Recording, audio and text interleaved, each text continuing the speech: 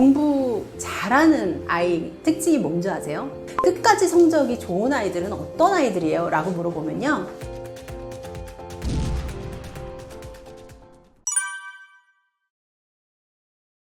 사춘기에 성적이 들쑥날쑥합니다. 초등학교 때는 웬만한 아이들이 다 잘하잖아요. 그런데 중학교에 올라가면서 어떤 아이는 꾸준히 잘해 나가고 어떤 아이는 제가 엄친아였는데 분명히 잘했는데 라고 하면서 곤두박질 치는 아이가 있을 거예요. 그러면 그 안을 살펴봤을 때 지금까지의 초등학교의 교육이 어떻게 이루어졌느냐가 굉장히 많은 영향을 주죠. 초등학교 때 자기 아이가 의지를 가지고 막 욕심을 가지고 공부하는 아이는 사실 많지 않잖아요. 그래서 부모님이 정해진 플랜대로 공부를 하는 아이가 있는데요.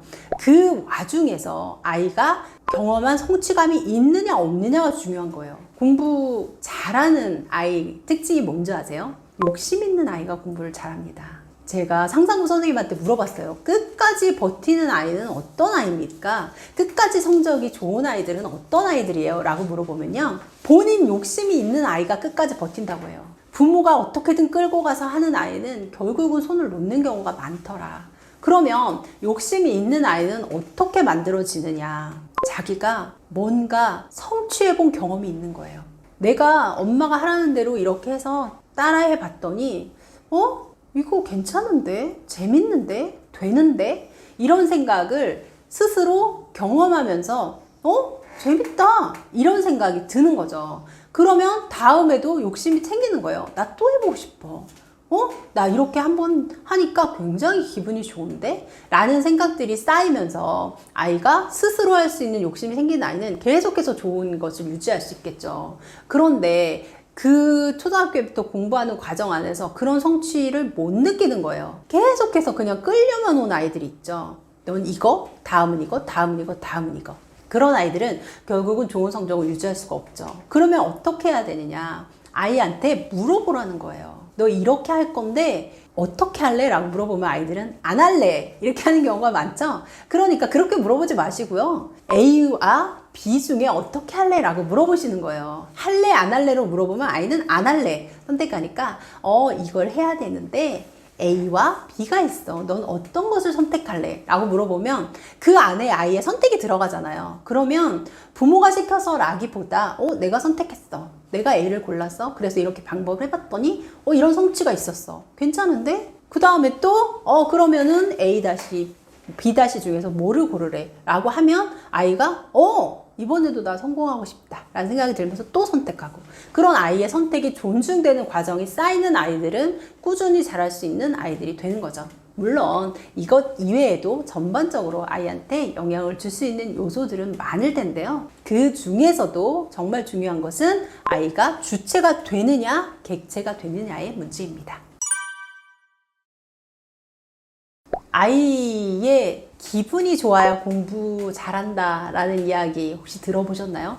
심리적인 안정이 아이한테 창의성과 효과적인 문제 해결력을 키워줍니다. 정서가 안정되면 아이의 스트레스가 낮아지고요, 아이가 뭔가 할 수 있는 욕구가 생기게 되기 때문이죠. 그래서 아이가 정서가 안정된 상황에서 공부를 시키는 게 중요한 거예요. 사춘기 아이들이 반항이라고 하죠. 어떤 형식으로 나타나는가? 3가지 형식으로 나타납니다. 못해, 안 해, 그리고 말 없음. 안 해라는 거는 뭐죠? 반항입니다. 나 싫어. 근데 그 안에 들어있는 메시지는 뭘까요? 나 잘 못하는 모습 보여주기 싫으니까 아예 시도조차 안 할래 라고 하면서 반항의 형식으로 말을 하고 문 쾅 닫고 이러는 거예요. 못해라는 거는요, 언어적으로 혹은 행동적으로 자기 불구화를 하는 겁니다. 나는 원래 못하는 사람인데 라고 말하는 거예요. 예를 들어서 시험 기간인데 나 시험 공부 하나도 안 해서 시험 못 볼 것 같아. 이것은 언어적 자기 불구화에 해당되죠.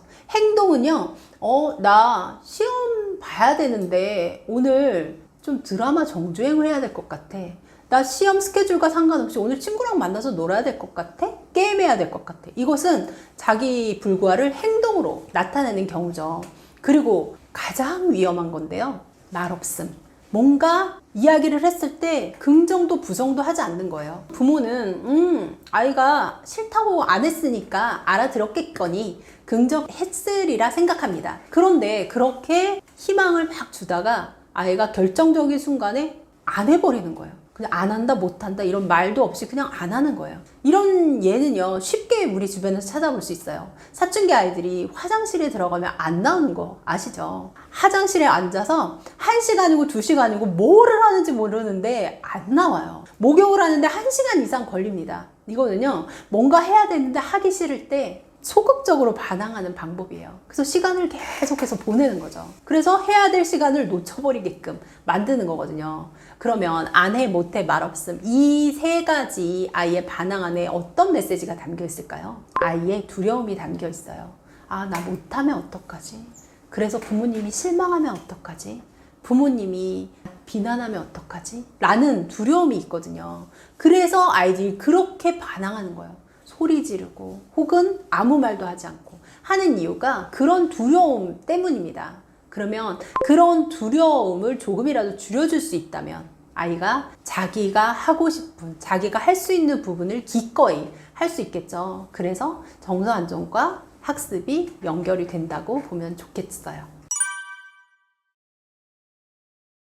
사춘기 부모님한테 가장 필요한 것은요, 인내심입니다. 참고 또 참으셔야 됩니다. 아이가 실망스러운 행동을 했을 때 욱하고 아이를 막 혼내고 싶은 마음을 누르고 참으셔야 됩니다. 사춘기에 반항을 해서 부모한테 대들고 할 때도 한번 꾹 누르시는 게 필요해요. 아이한테. 그리고 나서 감정적으로 좀 정리가 됐을 때 간결하게 내 입장을 이야기하는 그런 방법을 쓰시는 게 좋죠. 아이한테 감정적으로 이렇게 부딪히게 되면요, 해결할 수 있는 방법이 없습니다. 아이는 지금 정서적으로 굉장히 혼란스러운 상태에 있어요. 그거는 호르몬이 계속해서 나오면서 불안하고 부정적인 감정을 부추기기 때문에요. 아이가 부모를 때리고 부모한테 욕하고 이런 부분까지 가는 거거든요. 그래서 그런 부분에 가기 전에 멈출 수 있는 힘이 필요합니다. 그래서 아이가 감정적으로 막 폭발을 한다. 그러면 어떻게? 집을 나오세요.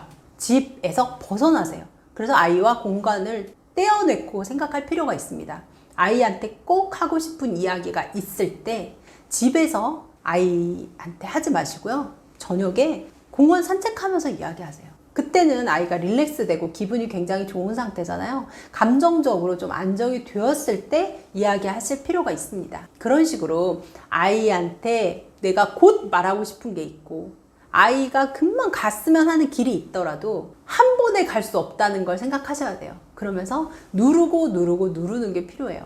저도 때로는 같이 사는 게 너무 힘들다라는 생각이 너무 자주 들었거든요. 언제 사춘기가 끝나나? 그러나 사춘기는 정말 끝나더라고요. 아이는 난 사춘기 없었어 라고 이야기해요. 자기는 크게 뭐 이렇게 부모한테 반항해 본 적이 없다고 생각하거든요. 그런데 아이가 결정적으로 사춘기가 안 왔다고 생각하는 이유가 나는 엄마가 싫지 않았는걸? 이라고 이야기하더라고요.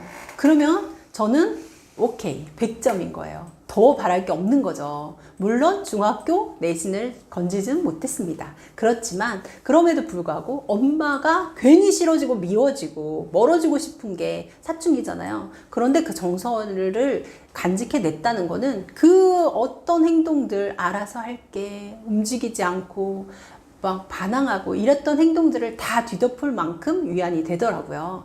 내가 한 번 더 참고 두 번 더 참고 세 번 더 참고 그러다 보면 시간이 지나가고요. 아, 못 참겠다 싶을 때는요, 좋아하는 걸 하세요. 뭐 운동하셔도 좋고요. 본인이 좋아하는 거. 꿈꿨었는데 지금 못하고 있는 거 있죠? 그런 부분들을 하다가 지나가면 조금 아이한테 몰두해 있는 것에서 벗어나면 시간 좀 빨리 지나가거든요. 그러면 아이하고 좀 좋은 관계를 유지하면서 사춘기를 보낼 수 있지 않을까 싶어요. 사춘기는 기회입니다. Change is chance라고 하잖아요. 사춘기가 굉장히 어렵고 혼란스러운 시기인 것은 맞아요. 그런데 이때 어떻게 관계를 만들어가고 어떤 행동을 취하느냐, 그 스탠스에 따라서 아이의 새로운 세계가 열리니까요. 사춘기 두려워하지 마시고요. 사춘기는 기회다. 잊지 마셨으면 좋겠습니다.